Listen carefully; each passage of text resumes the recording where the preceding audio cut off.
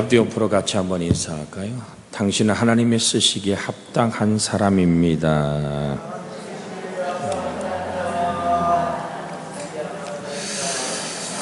하나님이 쓰심의 영광. 오늘 말씀은 예수님께서 예루살렘 성에 입성할 때 사건을 기록하고 있습니다. 예루살렘 예수님 입성할 때 종종 여러 번 있었어요, 주님이. 그런데 오늘은 예수님께서 십자가에 달려 죽어야 할 왕으로서의 입성을 하는 날입니다. 우리의 영원한 죄를 대속하시는 구속의 예루살렘 성의 입성 시에 정말 주님은 그렇게 만왕의 왕이고 만주의 주로 입성하시는 그 순간에 나귀를 타시고 예루살렘에 들어가신단 말입니다. 그것도 나귀 새끼. 근데 이것은 성경에 예언된 말씀을 응하려 하심이라는 말씀으로 다가옵니다. 스가랴서 9장 9절에 있는 말씀을 보면 우리 함께 읽어볼까요? 스가랴서 9장 9절 시작. 시온에 따라 크게 기뻐할지어다. 예루살렘에 따라 즐거이 부를지어다. 보라, 내 왕이 내게 임하시나니 그는 공의로우시며 구원을 베푸시며 겸손하여서 나귀를 타시나니 나귀의 작은 것 곧 나귀 새끼니라. 이미 주님은 이 땅에 오셔서 이루고자 했던 모든 것을 성경을 이루시는 거거든요. 예수님의 제자들이 예수님이 십자가의 길을 걸어갈 때 칼을 빼가지고 어떤 놈이 우리 예수님 잡아가냐고 칼부림을 할 때 칼을 집에 도로 꽂아라. 성경을 응해야 되잖아. 주님이 가신 그 길은 성경을 이루시는 길이었고, 왜? 그 말씀이 육신이 되어 우리 가운데 오셨기 때문인 줄로 믿습니다. 우리 졸업생 이렇게 서서 찬송하는 걸 이렇게 보니까 참 예쁘다. 이렇게 얘기하면 우리 남학생들이 나 멋있는데요? 뭐 그럴 수도 있겠죠. 왜 그러냐 하면 벌써 이 아이들이 어려서부터 그 봐왔던 아이들 아닙니까? 자기들은 이제 다 컸다고 그렇게 생각하지만 여러분과 제가 볼 때는 소망을 갖고 한없이 축복하고 싶은 마음이 있기 때문에 이렇게 얘기하는 거예요. 그래서 성경을 응하는 주님의 모습이 우리 아이들의 모습이 되기를 예수님의 이름으로 축복해 드립니다.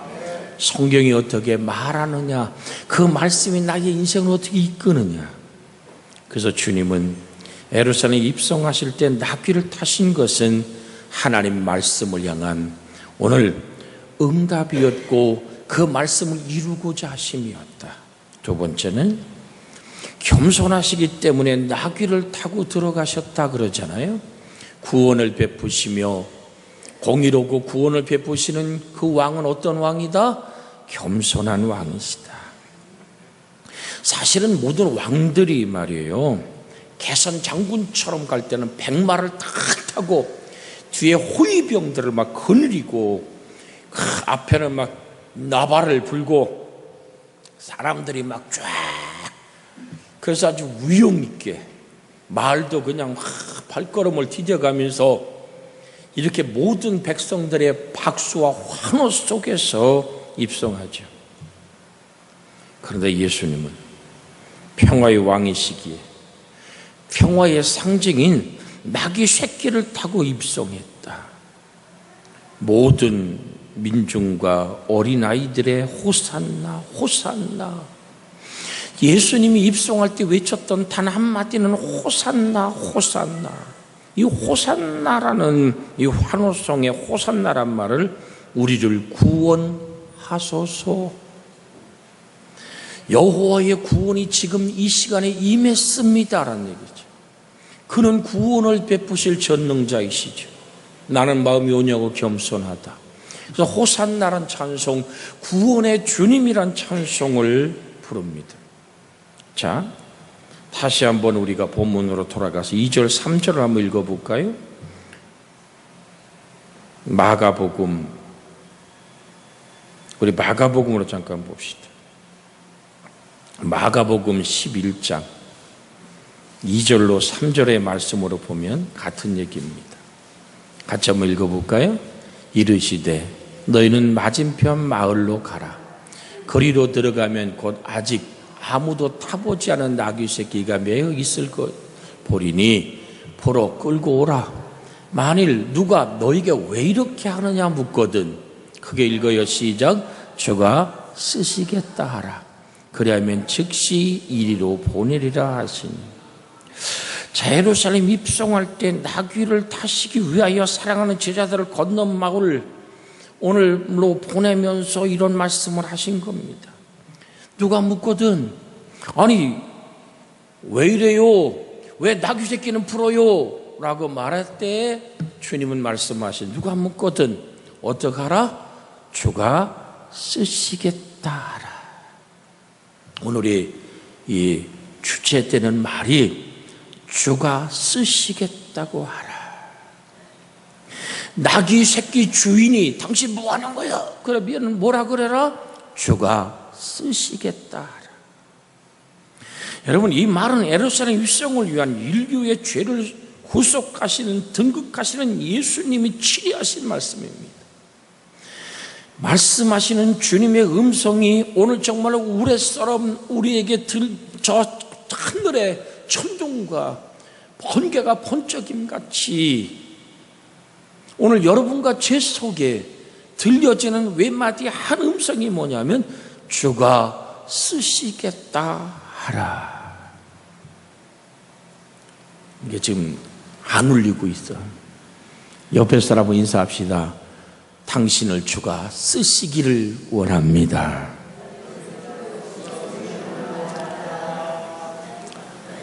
누가 쓰신다고? 우리 주님이 쓰신다고. 주님은 언제나 기쁘게 순종하는 사람을 쓰십니다. 그러니까 주인이 어떻게 했어? 그냥 보낸 거예요. 즉시 이리로 보내리라 하니 오늘 뭐라 그랬습니까? 우리 4절 볼까요? 4절 시작. 제자들이 가서 본즉 나귀 새끼가 문 앞에 거리에 매어 있는지라 그것을 푸니 거기 있는 사람들 중에 어떤 사람이 이르되 나귀 새끼를 풀어 무엇을 하느냐 하매 제 아들이 예수께서 이르신 대로 말함에 이에 허락하는지라. 아멘. 말함에 뭐한지라? 허락했다. 주가 쓰시겠다는 말에 조이는 즉시 순종의 주님께 내어놨던 것처럼 우리는 항상 주님이 쓰시겠다 원할 때는 어떻게 해야 돼요? 순종. 여러분, 쓰임받는 존재라는 것이 얼마나 아름다운 일인 줄 압니까? 주님은 우리를 쓰시려고 창조하셨습니다.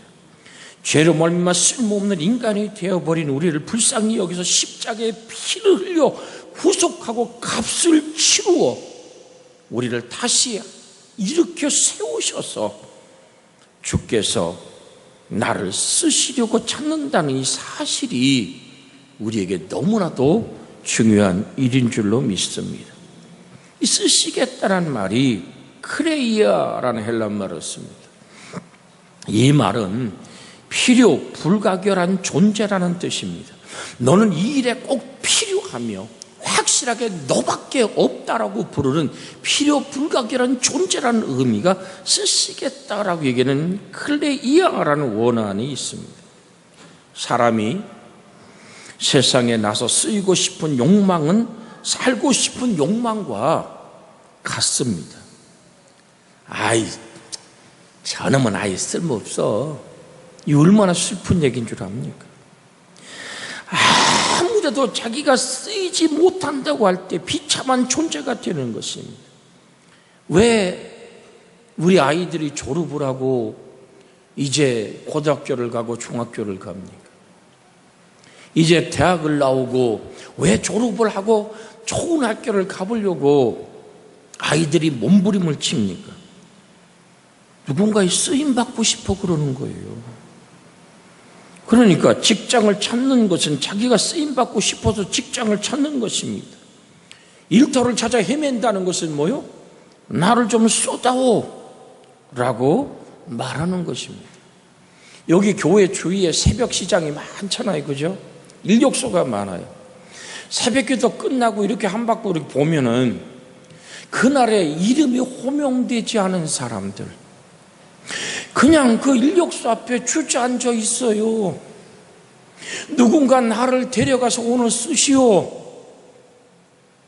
저 우즈베키스탄에서, 키르기스탄에서 온 수많은 외국의 노동자들이 하루하루 내가 오늘 일을 해야지만 저 고국에 있는 아이들에게, 아내에게, 부모에게 뭔가를 보내야 되는데 쓰임받지 못하니까 그냥 의자에 주저앉아 있고 이 예배당 밖으로 이렇게 터벅터벅 걸어오는 사람들의 모습을 보면요, 달라요.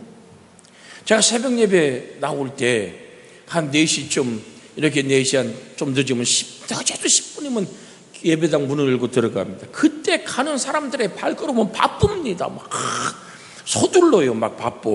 그때부터 움직이는 거예요. 그런데 새벽에 기도가 끝나고 6시 한 4, 50분, 거의 7시쯤 제가 기도실에 나와 보면은 힘이 없이 걸어가는 거예요. 신발을 보면 그저 일터에 신는 그 군화 같은 신발을 바지까지 집어넣어서 묶었는데 내가 쓰임받지 못한다는 사실이 얼마나 힘 빠지게 하는 모습인지 모릅니다. 우리는 자신이 누구에게 쓰임받고자 하는가에 대해서 자기 자신을 파악해야 될 줄로 믿습니다. 지금 이렇게 날 좀 봐. 네 옷 멋있어. 나 좀 봐. 에? 너는 이 다음에 뭐가 되고 싶으니? 라고 물으면 우리 주연이 맨 앞에 앉아 있으니까, 김주연, 넌 이 다음에 뭐 하고 싶냐? 왜 고개는 이렇게 좌우로 흔드냐? 아직은 내가 안 벌어도 돼요? 여러분, 내가 과학자가 되고 정치가가 되고 경제인이 되고 이 땅의 음악가가 되고 수많은 꿈을 품는 이가 그 음악이 나를 쓰고 그 아름다운 일터 속에서 내가 쓰임받음으로 온 인류에게 뭔가 내가 나눠줄 수 있고 베풀시기 원하는 푸른 꿈들이 있기 때문에 졸업을 하고 학교를 가지요. 근데 요즘 아이들의 이야기를 여러 곳에 집회 가서 상담해 보면 대학들을 안 가요. 거의. 가는 아이들도 있지만 난 대학을 안 가고 그냥 바로 자격증을 다 취직하겠습니다. 저번 주도 군산에서 한 권사님 나하고 통화를 하면서 아이가 대학을 안 간, 외아들은 대학 안 간대야. 그게 뭐하냐 그러니까 이미 요리사 자격증들이 여러 개를 딴 거예요. 그래갖고 나는 그냥 일터에 나가겠다는 거죠.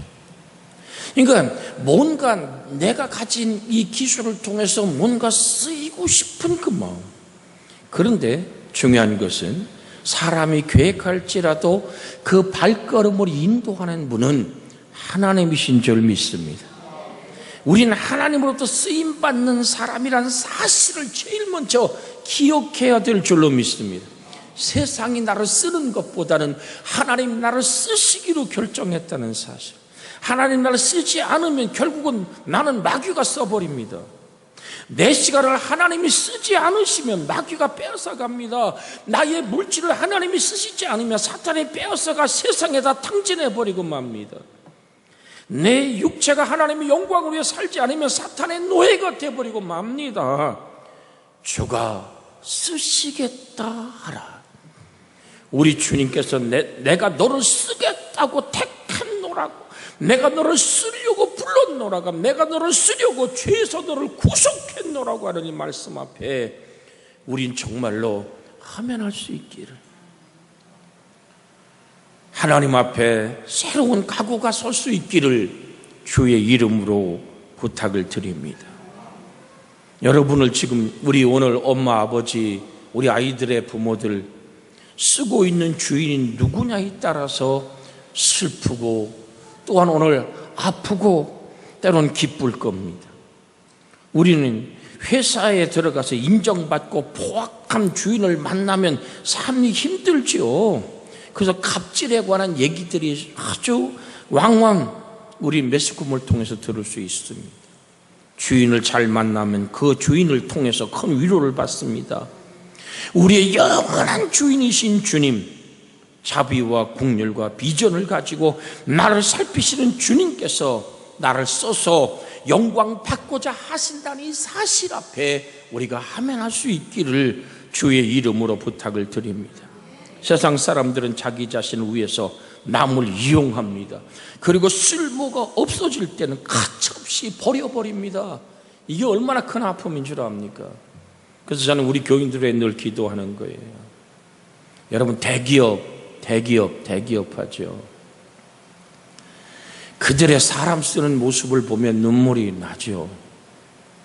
서울대, 연대, 고대 나왔다고 영원한 직장이 보장되는 게 아니잖아요. 석사학위 있는 사람 40까지 씁니다. 박사학위 있는 사람 한 50까지 쓰면 다 명퇴시켜버리는 것이 대한민국 현실입니다. 뭐합니까? 그렇게 쓰임받고 싶은 아름다움. 제 막내 동서놈이 고려대학교 나왔습니다. 제 막내 처제가 서울연대 나왔습니다.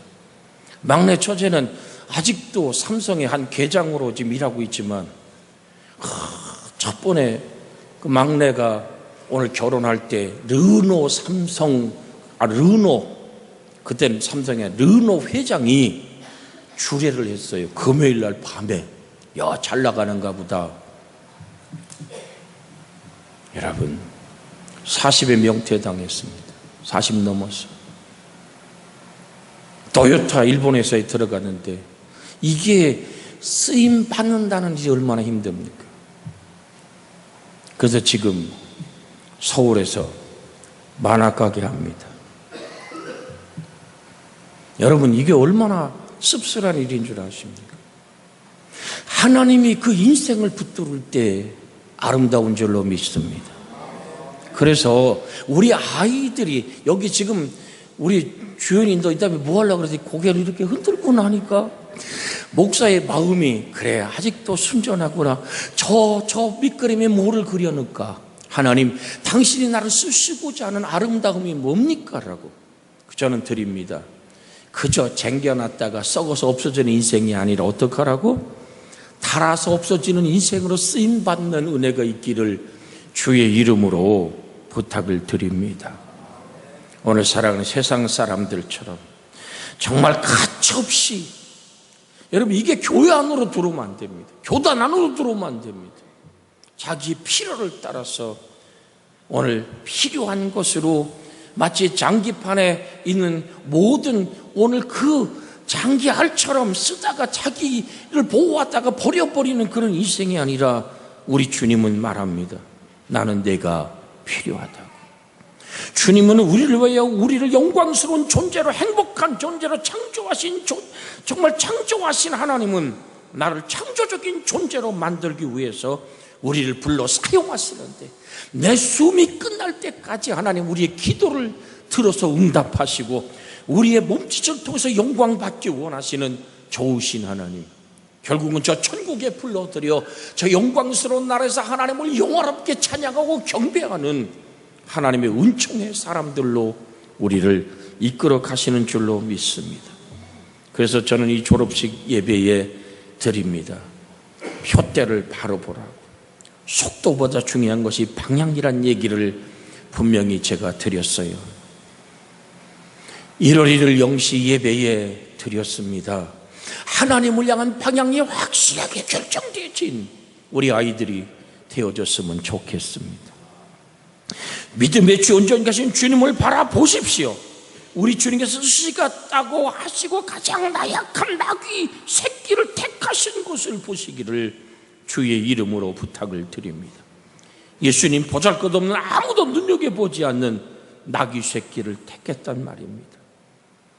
우리는 자기 자신을 약자로 쓸모없는 자로 부정해 버릴 때가 많습니다. 나는 가진 것도 없고 재능도 없고 배운 것도 없고 남보다 건강하지도 않고 아무리 공부하려고 그래도 머리 안 들어오고 그래서 학교에서도 저쪽 아웃사이더가 돼서 오늘 왕따가 돼버린 정말 열등감에 빠질 수 있습니다. 그러나 드립니다. 주님은 우리에게 중대한 교훈을 주십니다. 같이 해볼까요? 나는 나귀 새끼를 타고 있다. 누구도 거들떠보지 않는 그 나귀 새끼를 선택하신 그 하나님은 내가 약함에도 불구하고 내 인생이 그렇게 모든 사람에게 박수 받을 만한 것이 아니된다 할지라도 집에서도 여러분, 나는 여러분에게 부탁드리고 싶어요. 절대로 우리 아이를 옆집 잘 나가는 애하고 비교하지 않기를 주의 이름으로 부탁을 드립니다. 왜 아멘대로 안 하셔? 너무 아이가 잘 나가서 그래요? 너는 네 친구 누구보다 이게 죽고 싶은 거예요, 애들은. 그러니까 너는 너대로 아름답고 너는 너대로 행복하고 너는 너대로 복되다는 사실을 우리 부모들이 키워주고 밀어줘야 될 줄로 믿습니다. 하나님은 나귀 새끼를 탔다니까요. 백마를 선택한 게 아닙니다. 마랑왕 만주의 주가 이제 가시고를 쓰는 이 왕관을 쓰는 그 길을 가면서 주님은 나귀 새끼를 탔습니다. 주님은 작은 나귀 새끼를 탔습니다. 거기에 호산나 다윗의 자손이야 라는 음성이 들려오죠. 오늘 본문으로 다시 한번 돌아가 봅시다. 오늘 마태복음 21장 마태복음 21장으로 봅시다. 쭉 올려주세요. 자, 아니 너무 올라갔어. 자 8절부터 읽습니다. 무리의 대다수는 그 겉옷을 길에 펴고 다른 이들은 나뭇가지를 베어 길에 펴고 앞서 가고 뒤에 따르는 무리가 소리 높여 이르되 호산나 다윗의 자손이여. 아멘. 찬송하리로다 주의 이름으로 오시는 이여 가장 높은 곳에서 호산나 하더라. 다윗의 자손이여. 다윗은 어떤 사람입니까? 이새의 8번째 아들입니다. 사무엘이 이새의 집에 기름 부으러 갈 때, 왕으로 세우러 갈 때 아버지가 봐도 형들이 봐도 어이 야 막내 너 양 지키고 있어? 그러니까 자기가 생각해 봐도 형들이 생각해 봐도 아버지가 어머니가 생각해 봐도 걔는 뭐다? 깜이 아니요. 여러분 이게 굉장히 중요한 얘기예요. 다윗의 자손, 이게 마랑왕 만주의 주를 부르던 다윗의 자손. 다윗은 그렇게 잘나고 똑똑하고 위용이 당당했던 그 당시의 사람이 아닙니다. 그저 마음속에 하나님을 사모했던 사람이죠. 여러분, 그래서 오늘 사무엘이 다윗의 가문에 왕을 세우기 위해서 그 집에 갔을 때 큰 아들의 용모가 준수함을 본 겁니다. 엘리압을 보고 호감을 갖기 시작합니다. 우리로 얘기하면 관상학적으로 보니까 자가 왕감이란 얘기요. 여러분, 언젠가 제가 드렸습니다만은 관상이란 영화를 다 보신 분들도 계시겠습니다만은 저는 그냥 책에서 읽었습니다. 드리고 싶은 얘기가 뭐냐면 마지막 이 땅의 관상가가 죽으면서 하는 말이 나는 파도 치는 물결만 보았지 파도를 일으키는 바람을 보지 못했노라 그럽니다. 하나님, 우리의 인생을 세우시는 분은 하나님이신 줄 믿습니다. 용모가 준수해서가 아닙니다. 용모와 신장을 보지 말라고 얘기합니다. 사무엘상 16장 7절을 볼까요? 다윗을 쓰신 이유 보세요. 사무엘상 16장 7절 시작. 여호와께서 사무엘에게 이르시되 그의 용모와 키를 보지 말라. 내가 이미 그를 버렸노라. 내가 보는 것은 사람과 같지 아니하니 사람은 외모를 보거니와 나 여호와는 중심을 보노니라 하시더라. 12절 뛰어넘어서 12절 읽습니다. 시작.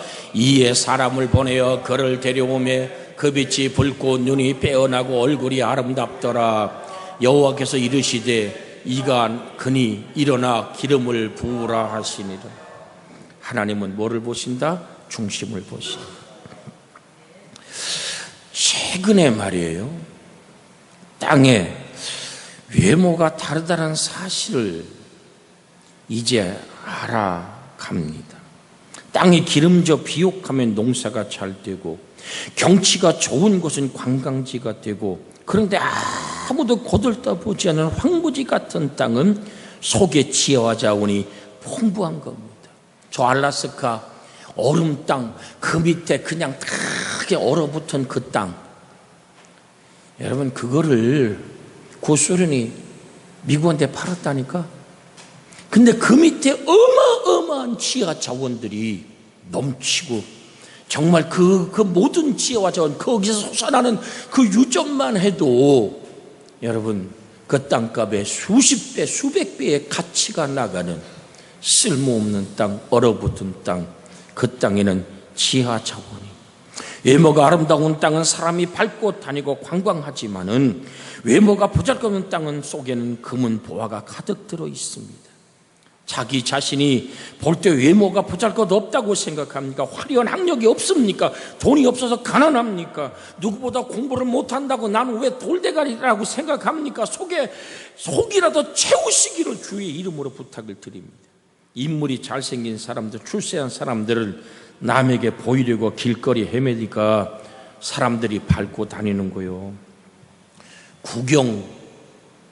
구경거리가 있기 때문에, 그리고 문전성시를 이룹니다. 그러나 아무도 거들떠보지 않는 사람을 주께서는 내가 내 속을 쓰겠노라고, 내 속에는 석유 같은 성령의 능력이 솟아오르게 해서 인류의 가슴에 불길같이 타오르는 하나님의 능력의 사람으로 너를 쓰시겠다고 오늘도 우리를 부르신다는 사실을 기억하고, 내 가슴 속에 믿음, 소망, 사랑을 오늘 정말로 흘러나오는 이 사랑을 빼내어서 인류에게 희망을 주고 능력 없는 자들에게 하나님의 능력을 공급하는 축복의 통로가 되라고 하나님 오늘도 나를 부르신다는 사실을 기억하고, 하나님만을 바라보는 내 존재 이대로 쓰시는 하나님의 은총 앞에 붙들리기를 주의 이름으로 부탁을 드립니다.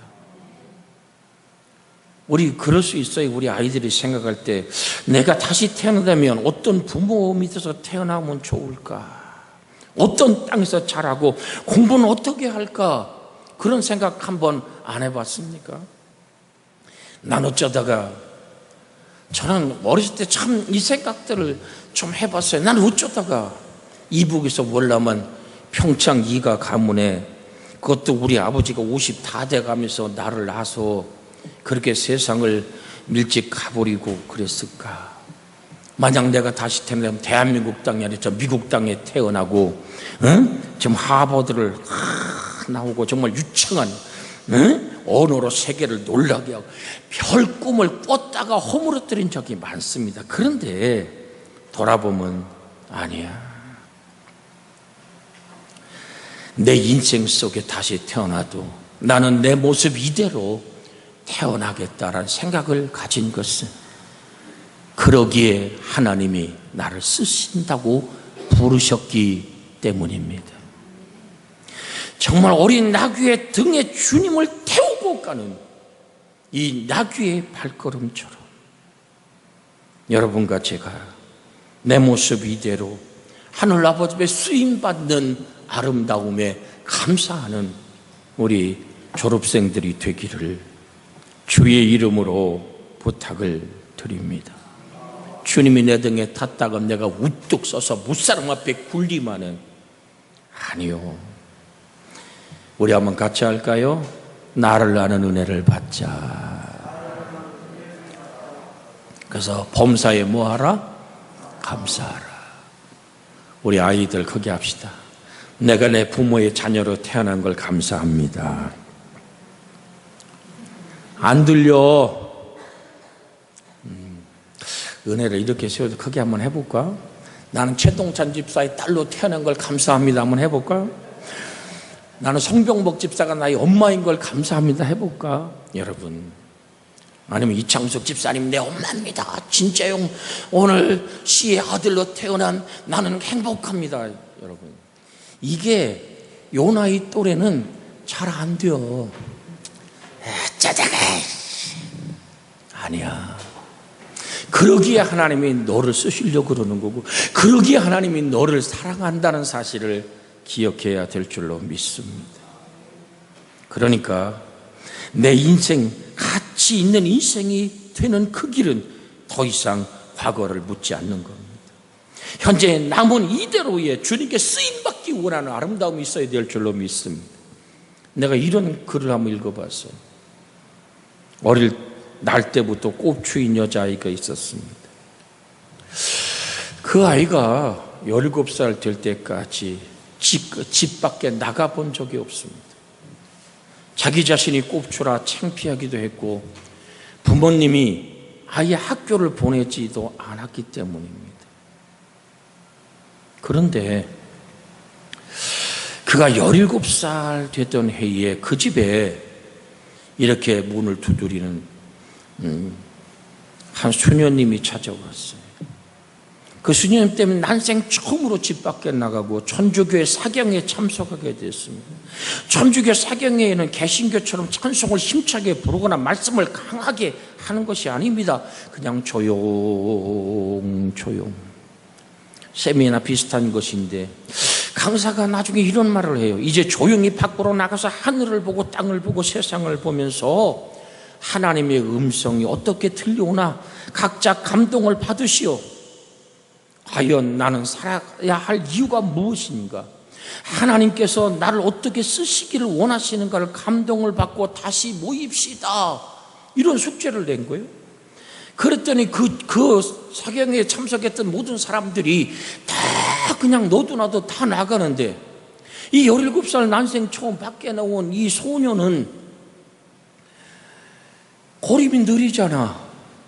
그러니까 빨리 걸을 수도 없어서 이렇게 걸어가다 보니까 자리가 쓰레기통 옆에 있는 벤치 의자밖에 없어. 그래서 다른 사람들, 건강한 사람들은 말이야 잔디밭에 앉기도 하고 말이야 저 출렁거리 호숫가에서도 있는데 내가 앉을 자리는 그래 걸음이 늦으니까 쓰레기통밖에 없지 뭐. 나는 어디 가나 쓰레기구나 하고 이렇게 눈물을 쭉 흘리고 있는데 한 소년이 오더니 쓰레기통을 막 뒤지면서 열심히 무언가를 막 찾고 있는 거예요. 쓰레기통에서 막. 그러니까 꼽주 소녀가 용기를 내서 난생 처음으로 알지 못하는 사람에게 말을 합니다. 쓰레기통 뒤집니까? 왜 그걸 뒤져요? 라고 물으니까 여기서 캔이나 종이를 찾고 있어요. 그걸 찾아서 무엇하려고 그러냐 그랬더니 이걸 가지고 가면 돈이 되거든. 팔아서 우리 할아버지 할머니 편찮은데 약을 사드려야 돼. 그래서 나는 여기서 병도 찾고 깡통도 찾고 캔도 찾고 종이도 찾아야 돼.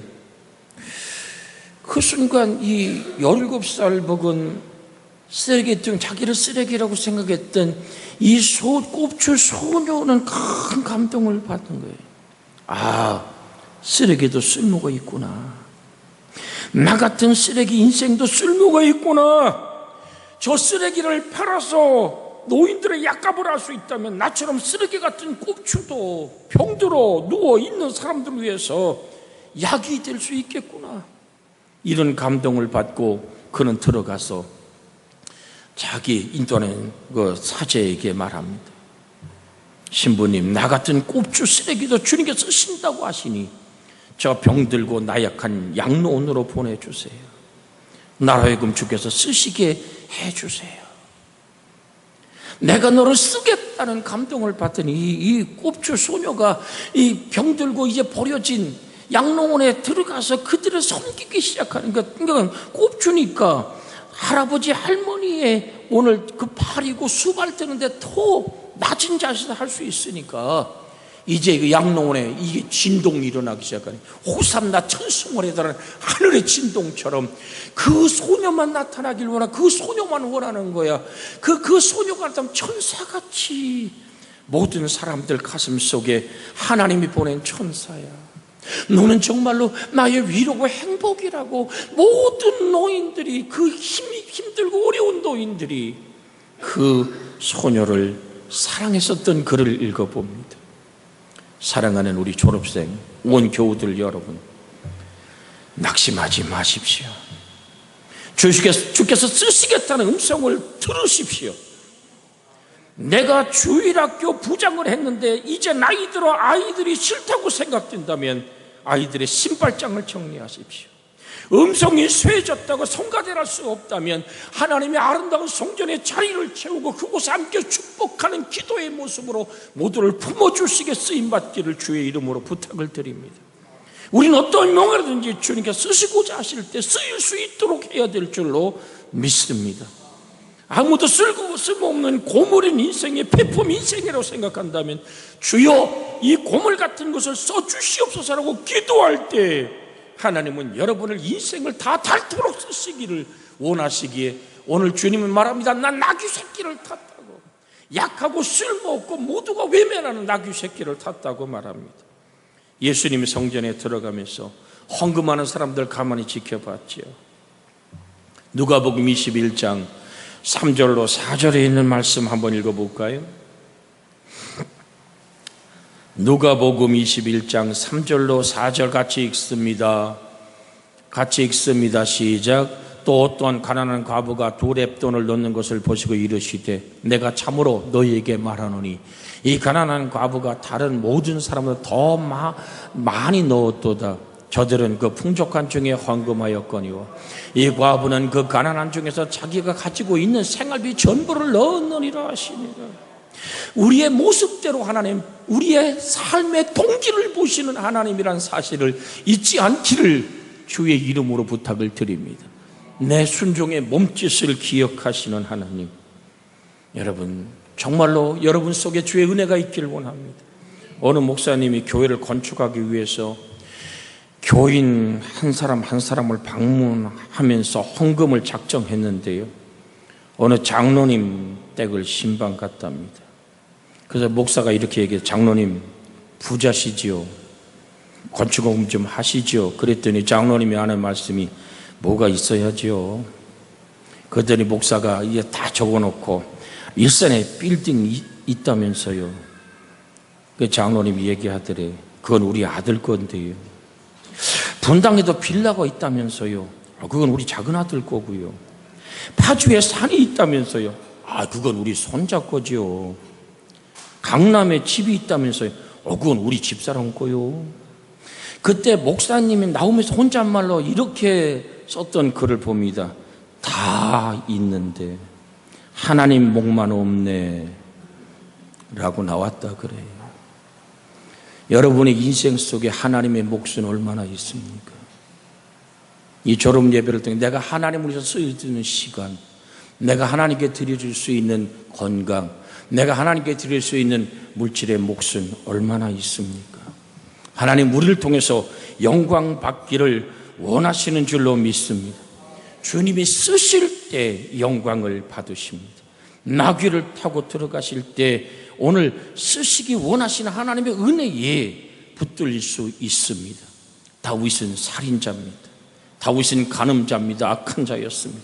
그럼에도 불구하고 하늘 아버지를 향해 속죄의 눈물의 기도를 드릴 때 하나님 다시 한번 다윗을 쓰시고 다윗의 손의 모습으로 이 땅에 오신 줄로 믿습니다. 결론적인 얘기 하나만 드리고 마칠게요. 요단강 계곡에 아름다운 나무 세 그루가 있었습니다. 산들바람이 부는 어느 날 세 나무가 꿈 이야기를 나눕니다.